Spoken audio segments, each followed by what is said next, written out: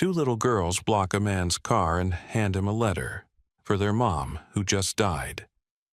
But when he reads the name on the tombstone, his whole world stops because he knew her. She was the one person he once loved and left behind. What happens next will break your heart and change what you think family really means. Keep watching. Dear friend, what you're about to experience is not just a story. It's a deeply human journey about lost resilience and the quiet, unexpected ways love finds us when we need it most. If this is your first time here, I invite you to drop a comment and tell us where you're watching from. We love hearing your voice. And if you're someone who believes in second chances, in the hidden strength of ordinary people, and in stories that stay with you long after they end, consider subscribing and tapping the bell icon. We share moments that matter. Thank you for being part of this one. Now let's begin. Under the pale gray skies of Chicago's South Side, the streets were quiet, too quiet for a Wednesday morning. The wind cut sharp against the sidewalk, chasing scraps of newspaper across broken concrete. A sleek, black limousine rolled to a slow stop near the corner of 65th and Drexel. Inside, Dr. Nathaniel Clarke, neurosurgeon CEO and one of the city's most revered philanthropists, was reviewing surgical schedules on his tablet. He didn't even glance up until the vehicle jolted to a sudden halt. What the hell? Marcus Clarke's voice was calm but annoyed. Marcus, his driver, pointed out the windshield. You need to see this. Clarke looked up and froze. Two tiny girls stood directly in front of the limo. They were no more than 5, their oversized coats barely hanging onto their shoulders. One had mismatched boots. The other clutched a worn pink backpack. And both stood still, completely still, like statues placed there by fate. Marcus reached for the horn, but Clarke held up a hand. Wait. He stepped out, buttoning his overcoat against the wind. As he approached, the girls didn't flinch. Their eyes were steady, solemn. The one on the left stepped forward first. My name is Ava, she said, voice surprisingly clear. This is my sister Isla. Clarke looked around. Are you lost? The other girl? Isla shook her head. We need your help. He squatted down to their level. Does your mother know where you are? Ava's lip quivered. She's in heaven. And just like that, the air shifted. Something in Clarke's chest tightened. He had heard those words before, years ago, from someone else under very different skies. But it wasn't just the grief in their faces. It was the clarity, the certainty. These girls had seen more than any 5-year-old should have. We want to write her a letter, Isla added, reaching into the backpack. She pulled out a spiral-bound notebook, its pages frayed and crumpled. But we can't spell good yet. Clarke hesitated. His meeting at Northwestern Medical Center was in 20 minutes. Investors were flying in. His entire surgical team was waiting. But he nodded. They sat on the front steps of the First Baptist Church nearby. Ava on one side, Isla on the other. Clarke balanced the notebook on his knee. Okay, he said, clicking his pen. Tell me what you want to say. It started simply. We miss you a lot, Ava said. A whole lot, Isla echoed. We sleep under your picture and we kiss it every night, Ava continued. And sometimes, Isla added softly, we talk to the stars because we think they're your eyes. Clarke swallowed hard. He could barely see the page. His hands were trembling. The twins continued each word more heart-wrenching than the last. Finally, Ava reached into her coat pocket and pulled out a photograph. This is her, she whispered. So you know who we're writing to. Clarke took it instinctively, prepared to nod and pass it back. But when he looked down, his world cracked in half. There she was, Elena Cruz. Her smile hadn't changed. The same dimple on the left cheek, the same eyes that used to light up a basement library where they studied until closing. The girl who once saved his life when he was nothing but a broken 12-year-old with bruises under his hoodie and no one to call home. Elena. His Elena. His breath caught. He blinked, then blinked again. The wind suddenly felt unbearable. The girls were watching him closely. "Are you crying?" Isla asked. He wiped his cheek before the tear reached his collar. "I knew her," he said hoarsely. "A long time ago. She always said someone would come," Ava said. "Someone she trusted." Clarke looked at the photo again. He could still hear Elena's voice. "You don't have to be like them," she'd once whispered to him in the dark. "You can be kind. You can be free."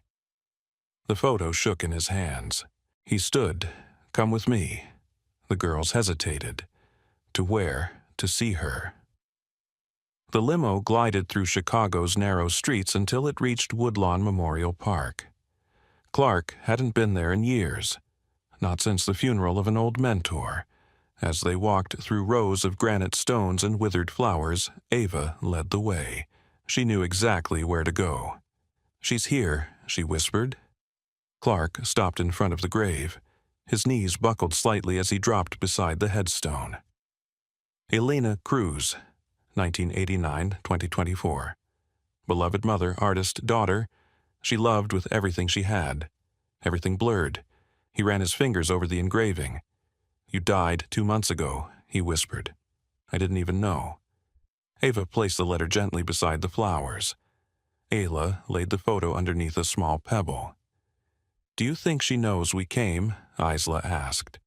"I think she's watching right now," Clarke said. And then something happened. Something small, but seismic. Isla reached for his hand. "She said an angel would come for us," she said, eyes wide. Clarke stared at her, at the small hand wrapped around his fingers, at the weight of 5 years packed into fragile limbs. "I'm not an angel," he said. "Yes," Ava said, "but maybe you're trying." Later, back in the limo, the silence was thick. The girls sat holding hands. Clarke stared out the window, haunted. He had forgotten her. He had moved on, grown rich, saved lives, but ignored the one person who once saved his. Now her daughters were alone. Or were they? He cleared his throat. "Where are you living? Greta's apartment," Ava said. "She's our neighbor, but she's really old." Clarke nodded slowly. "Is anyone else taking care of you?" "We take care of each other," Isla said proudly. "We make noodles." Clarke smiled faintly, but it felt like glass breaking inside. He looked down at the letters still clutched in his pocket. He had written medical textbooks, lectured in Geneva, donated wings to hospitals. But this letter, this one, was different. This one mattered. A promise began to form in his mind, quiet but firm. "I'll see you tomorrow," he told them as the car rolled up to their building. "You promise?" Ava asked. He nodded. "Yes, I promise." As they disappeared into the crumbling stairwell, Clarke remained in the back seat staring at the door long after it closed. Because some moments don't end when people leave. Some moments stay. Like ghosts. Like love that arrives too late. And as the car pulled away, he knew tomorrow everything would change again. Because the past had returned. And this time, it wasn't letting go. That night, Nathaniel Clarke didn't sleep. His penthouse, usually a sanctuary of silence and polished control, felt foreign. The city lights spilled through the glass windows like accusations flickering over awards, and photographs on his desk, snapshots of a life spent chasing success, not memories. The photo of Elena Cruz now lay beside his laptop, daring him to remember the things he tried so hard to forget. He poured himself a glass of water and walked into his study. In the far corner, hidden behind rows of medical journals and shareholder reports, was a cedar chest. One he hadn't opened in nearly a decade. He knelt, unlocked the latch, and raised the lid slowly, like peeling back a wound. Inside were echoes, letters, a friendship bracelet, a flyer for an art show. Elena had invited him to one he never attended. His hand shook as he pulled out a worn notebook with their initials drawn in the corner. Back in high school, they used to study at the public library until closing sharing whispered jokes between equations. She always wrote in the margins, "Keep going, Nate. You're more than your scars." There was a photo tucked inside the pages, Elena at 17, standing under the bronze lions at the Art Institute. Her smile had always been bigger than her fears. Clarke sat back overwhelmed. She had given him everything when he had nothing. A safe place to sleep meals snuck from her own plate encouragement when he doubted he could ever be more than that angry kid from the shelter. And he had promised, he had looked her in the eye at graduation and said, "I'll never forget you. I'll never let you down." But he had. The next morning, he called Grace Nguyen. Grace had a voice like coffee, warm, steady, no nonsense. She met him outside Lincoln Elementary School, where Elena used to work as a teaching assistant. The school was small, underfunded. The playground had broken swings. But there was a mural near the back entrance, bright birds flying from cracked cages. Clarke stared at it longer than he intended. Elena helped paint it, Grace said, standing beside him.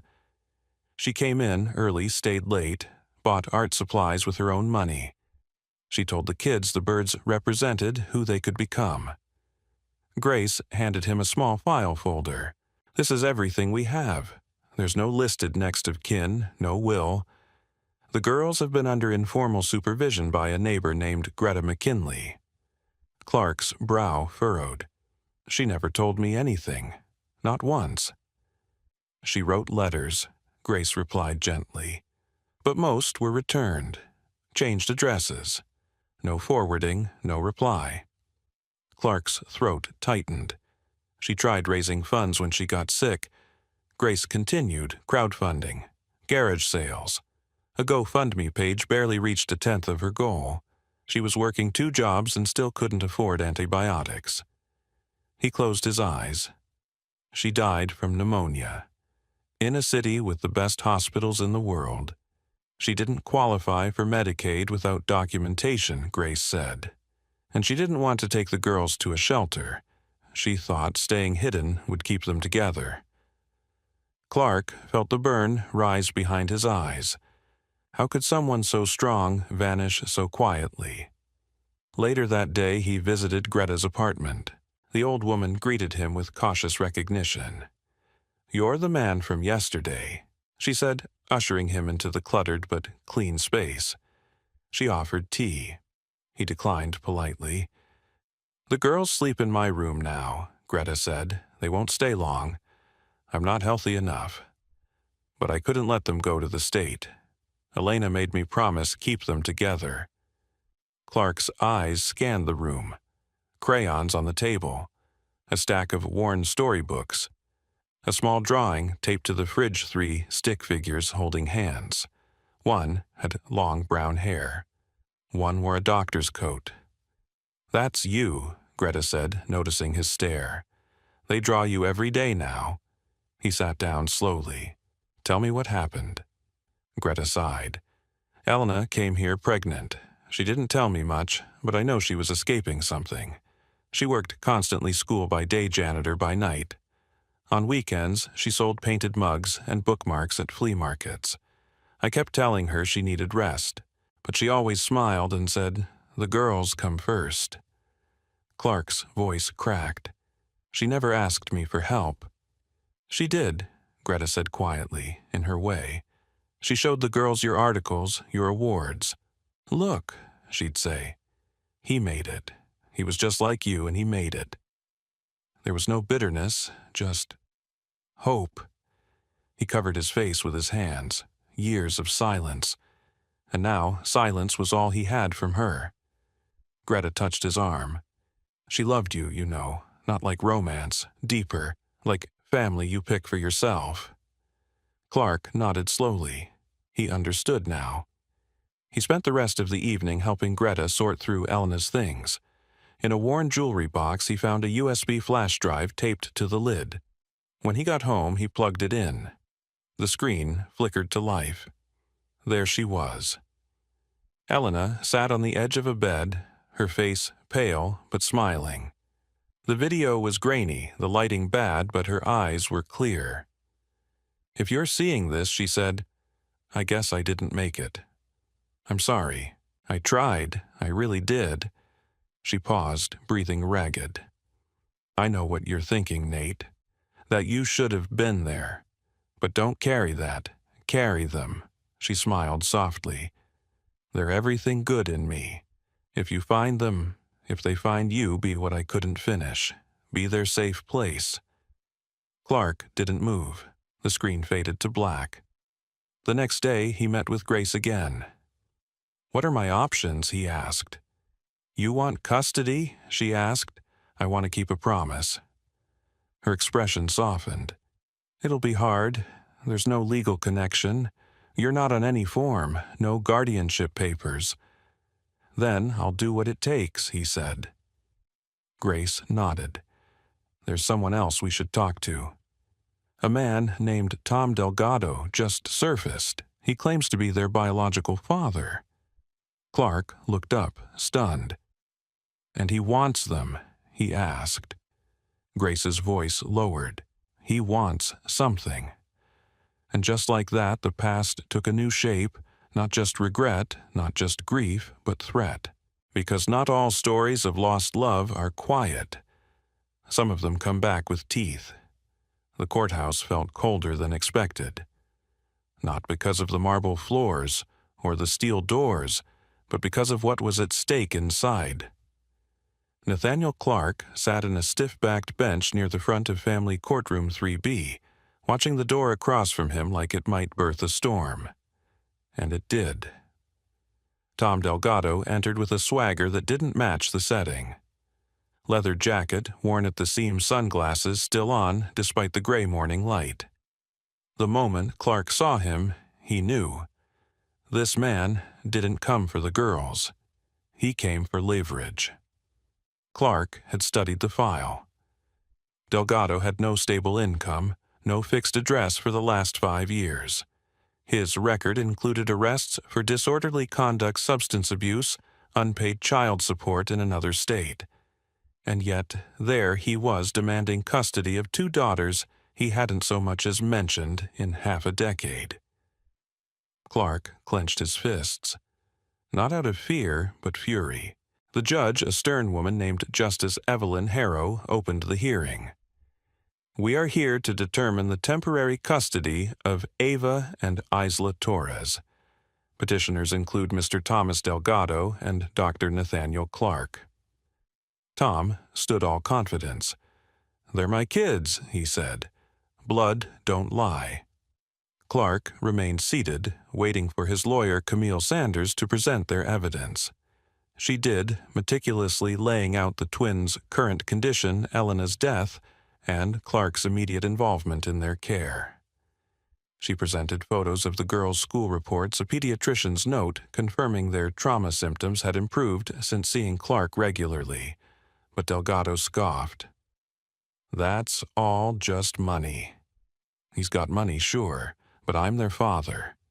Justice Harrow raised a brow. "Why now, Mr. Delgado? Why come forward only after Ms. Cruz's death?" Tom shifted voice defensive. "I didn't know. And when I found out, I wanted to do the right thing." Clarke's voice was steady. "What part of the right thing includes selling custody battle details to a tabloid?" The courtroom stirred. Delgado froze. Camille stood. "We have sworn testimony from a private investigator. Mr. Delgado was negotiating exclusive rights to Ava and Isla's story with a publication known for exploiting vulnerable families." The judge's gavel struck once. "Order." Delgado tried to recover, but his facade was cracking. "I just wanted people to know the truth." "No," Clarke said softly. "Standing now, you wanted a payday." There was a long silence. Then, unexpectedly, Grace Nguyen stepped forward with a letter. It was from Elena, dated nearly 3 years before her death. A private journal entry that read, "If anything ever happens to me, I pray he never finds them." He's not safe. Not for them. Clarke couldn't hold back anymore. I didn't know she was sick. I didn't know they were alone. But I know what love looks like. And it doesn't show up at the last minute hoping for profit. Justice Harrow looked over the bench. Until a formal custody hearing, the children will be placed in temporary foster care under state supervision. Ava gasped. Isla's eyes went wide. Both clung to Clarke as officers approached. "No, no, please don't take us away," Ava sobbed. Clarke dropped to his knees, held them both. "I'll be back, I promise. This isn't over." Isla didn't speak. She just clung tighter, a silent scream trapped behind her ribs. It was the worst kind of heartbreak, one that logic couldn't soften. The kind where a child is punished not by their own actions but by the choices of others. Clarke watched as the girls were led away, hands outstretched, reaching back for him, until they disappeared behind the door. That night he sat in their empty room, the little socks under the bed, the sketch of a garden with a swing set on the dresser. He noticed something folded under Isla's pillow, a drawing of 3 stick figures holding hands again. But this time there was a fourth. A man with a question mark over his head. She didn't know who to trust anymore. The media got wind of the case. Headlines screamed, "Millionaire surgeon battles for orphaned girls," while others speculated about Elena's past. Clarke refused interviews. He didn't need the world's opinion. He needed to bring those girls home. A few days later, Ava fell ill in foster care, a fever, night terrors. The social worker called Clarke, not Tom. She knew who would answer. He arrived at 3 a.m. with a stuffed bear and a bag of soup. Ava clung to him immediately. Isla lay curled up on the far bed, eyes open but blank. "They keep the lights on all night," Ava whispered. "She can't sleep." Clarke stayed until sunrise, reading, singing, telling them about a swing set he was building. He wasn't allowed to take them home, but he gave them something just as powerful. Presents. This became his new routine. Every spare moment he wasn't in surgery, he was there, sometimes just outside the home waiting, sometimes reading bedtime stories through a cracked window when he wasn't allowed inside. People began to notice. The foster mother said, "I've seen all kinds of men come and go, but you're building something they can lean on." Clarke didn't answer. He just nodded. The court date was approaching. Camille warned him, "This won't be easy. Blood relatives still hold strong ground even with his record. Then we fight with everything we've got." Clarke said, "Not for principle, for them. Because sometimes biology builds a body, but love builds a life."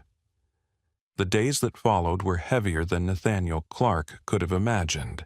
His penthouse once filled with warmth from Ava, and Isla's laughter now echoed like a mausoleum. The little slippers near the staircase were gone, the crayon drawings on the fridge taken down, and in their place an ache, the kind that settled into his chest and refused to leave. He stood over the blueprints for a new pediatric trauma center, something he once considered his legacy. But now, paper felt meaningless. What was the point of saving lives on the operating table if he couldn't protect 2 children from being torn apart by a flawed system? Meanwhile, in a quiet foster home on the west side, Ava counted days by the number of drawings she finished. Each one was of Clarke, smiling, reading to them, holding their hands. But Isla had stopped drawing, stopped speaking. She rarely made eye contact, and when asked what was wrong, she'd simply turn toward the wall. The social worker, Grace, called Clarke one afternoon. Her voice trembled. "You should see Isla," she said. "She hasn't spoken in a week. She barely eats. I think she's afraid she's already been forgotten." Clarke was in the middle of a fundraiser gala. He didn't hesitate. He left mid-speech, handed off his tuxedo jacket to a stunned donor, and drove across the city in silence. When he arrived, Ava ran to him, arms tight around his waist. "I knew you'd come," she whispered. "Isla doesn't think so, but I knew." He walked into the shared bedroom, slowly. Isla was curled up under a blanket, staring at nothing. He knelt beside her. "I brought your bunny," he said, holding up the worn stuffed rabbit she used to sleep with. She didn't move. "I miss our bedtime stories. I've been practicing voices for the next one." Still nothing. Clarke felt helpless in a way surgery never prepared him for. He could repair spines, remove tumors, rebuild shattered faces. But how do you fix a soul that's gone quiet? He placed the bunny in her arms and whispered, "I'm still here, even when I'm not allowed to be." That night, back at home, he opened the voicemail Elena had once left on an old flip phone. He hadn't listened to it in full. Now he needed her voice more than ever. "Nate, if something ever happens, I need you to know you were the only person who ever really saw me. If you find the girls, don't let them be invisible like I was." Clarke pressed his palms to his face, shaking. He had let Elena slip through the cracks. He would not let her daughters suffer the same fate. The next morning, Grace called again. A janitor named Raul Jimenez had contacted her. He worked in the building where Delgado had been staying. Raul had overheard a conversation, Delgado drunk, bragging about cashing in once the custody battle was over. He'd recorded it. The audio was clear. "They'll pay me just to go away." Delgado laughed. "One check and I'm out. The girls. Whatever. Just two brats. I never wanted 'em anyway." Grace met Clarke at a diner to deliver the file. "This changes everything," she said. "We take this to the judge. No way they can ignore it." Clarke leaned forward. "Let's make sure they don't." The night before the hearing, Clarke visited the foster home one last time. He sat in the living room while the girls were getting ready for bed. The foster mother brought him a cup of tea, and for a moment he simply sat, soaked in the quiet. Then came a small sound, a whisper, "Daddy." It was Isla, standing in the hallway, clutching her bunny. Her voice was hoarse from silence, but the word was unmistakable. He stood slowly. "Say it again," he whispered. She ran to him, arms open, eyes filled with tears. Daddy Ava came sprinting behind her. She spoke. Clarke knelt and pulled them both close. His own tears fell freely, now unchecked. This wasn't just a breakthrough. This was a scream wrapped in a whisper, a wound finally trusting it could begin to heal. He held them tighter than he ever had. No courtroom could define what this meant. No blood test could replace it. The next morning he walked into court not as a man fighting to win, but as a father unwilling to lose. The courtroom was packed, not with press or onlookers, but with the quiet weight of something real, something irreversible. Clarke sat alone at the front. Fingers clasped the USB drive with Raul's recording resting on the table beside him. Every breath felt like waiting for the tide to crash. Ava and Isla were in the hallway with Grace, unaware that in the next hour their fate would be decided by people who didn't know their laughter or the nightmares that woke them crying. Justice Harrow entered stern as ever, but today there was a softness in her eyes. She called the room to order and gestured for both sides to begin. Camille stood and presented the final evidence, the audio of Delgado's confession, the pediatrician's updated mental health evaluation, showing improvement in both girls under Clarke's care, and testimony from Greta McKinley and the foster home documenting the night Isla spoke for the first time. "Your Honor." Camille finished. "This isn't just about safety, though that should be enough. It's about love, the kind that shows up day after day, not for cameras, not for credit, but because it can't walk away." Delgado's attorney tried to argue procedural issues, that the recording was entrapment, that Delgado still had biological rights, but it was hollow. Even Delgado sat slumped, knowing something had shifted too far to fix. Justice Harrow took a long breath. Then she spoke. In this courtroom we see all kinds of love, some claimed, some lost, and some rediscovered. But today we've witnessed something rare. Not blood, but bond. Not inheritance, but intention. She paused. I hereby grant full legal custody of Ava and Isla Torres to Dr. Nathaniel Clarke, effective immediately. Clarke didn't move at first. The words had to settle, had to become real before he allowed himself to believe them. Then, slowly, he stood, turned. The doors opened. Ava and Isla ran down the aisle, arms wide, voices shrieking with joy. They leapt into his arms, laughing and crying all at once. "We can go home?" Ava asked. Clarke nodded, holding them tight. "You already are." That afternoon he took them somewhere quiet before returning home, Woodlawn Memorial Park. They stood before Elena's grave, a bundle of fresh daisies in Ava's hand, a small painted rock in Isla's. Clarke knelt, brushing away leaves. "We came back," he said, "like I promised." Ava laid the flowers gently. We told her everything. Isla placed the rock painted with their handprints beneath the headstone. She would have loved the garden. Clarke looked up at the sky. The clouds were breaking just enough to let the light pour through. Weeks passed. The penthouse changed. Toys in every room. Laughter echoing down marble hallways.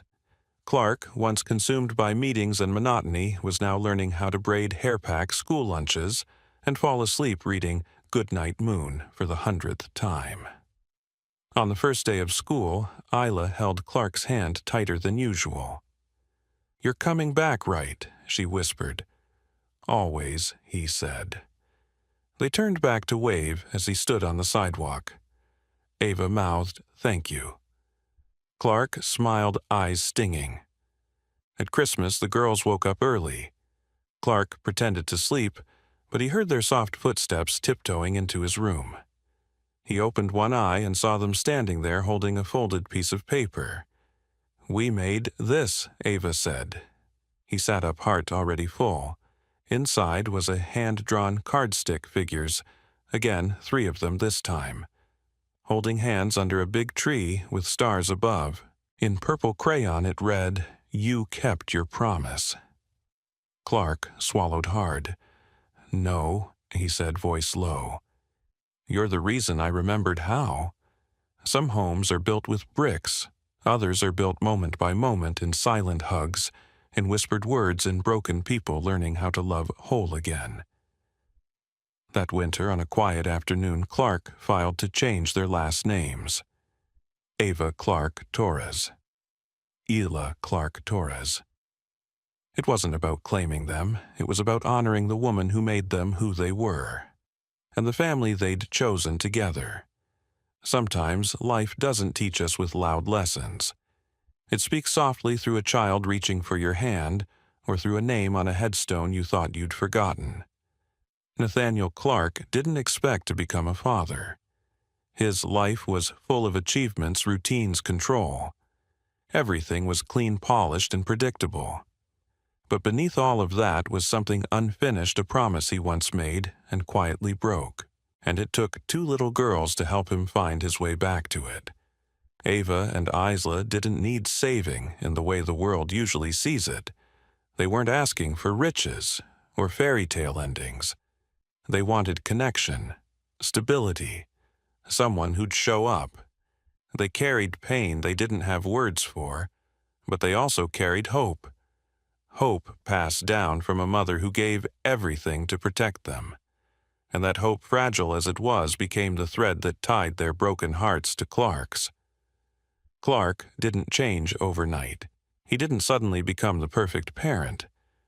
But what he did was more powerful. He chose to stay. He sat beside their fear. He stood beside their joy. He fought when things got messy. And when it would have been easier to walk away, he didn't. Not because he had to, but because he finally understood what love meant. Elena Cruz's story didn't end the day she passed. It lived on in every drawing, every bedtime tear, Every quiet moment when Clarke whispered, "I'm here, She had no fame, no fortune. But she left something far more valuable, a legacy of fierce, quiet love. She believed in Clarke even when he didn't believe in himself. And through her daughters, that belief came full circle. We often think love has to be big, flashy, a dramatic gesture. But what if it's not? What if love looks like showing up on the hardest day, like reading the same story again and again, because a child asks you to, like being present not just in body but in heart? This story reminds us of a truth we forget in our busy, noisy lives, that the deepest love often whispers, and the people who need us the most won't always say it. They'll draw it, they'll wait for it, they'll hope for it. So, what can we take from this verse that promises matter, even the ones we make in silence? Keeping a promise, especially when it's inconvenient, reveals who we are underneath the surface. Second, that family isn't just about blood. It's about choice, about presence, about saying you belong here and proving it every day. And lastly, that healing is possible no matter how late it feels. Clarke couldn't undo the past, but he could build a future. And by doing that, he healed not just 2 little girls, but also a piece of himself. Maybe right now, someone's waiting for you. A call you've been meaning to make, a conversation you've avoided, a child, a parent, a friend, someone who needs your voice, your time, your love. This story shows us it's never too late. Never too late to show up. Never too late to make things right. Never too late to choose love over pride, connection over convenience. So take a moment, think of someone who needs you, and then act. Because the miracle they're hoping for might just be you. If this story touched your heart, if it reminded you of someone or something you've been holding on to, please consider subscribing to our channel. Every comment, every share, helps us keep telling stories that bring light, truth, and hope to more people. Thank you for watching. Thank you for listening, not just with your ears, but with your heart. And remember, the most powerful stories aren't always shouted. Sometimes they begin with a whisper, a child's drawing, a promise rediscovered, a love that chooses to stay.